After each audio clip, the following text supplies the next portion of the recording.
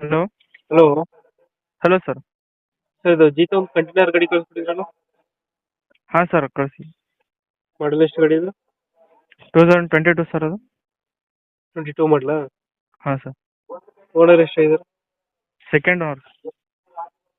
Documents ಎಲ್ಲ running ಇದೆಯಾ? ಹಾಂ ಸರ್ ರನ್ನಿಂಗ್ ಇದೆ. ಗಾಡಿ ರನ್ನಿಂಗ್ ಎಷ್ಟಾಗಿದೆ? 80,000 ಇದೆ ಸರ್, 80,000. ಮೈಸೂರು. ಹಾಂ ಸರ್.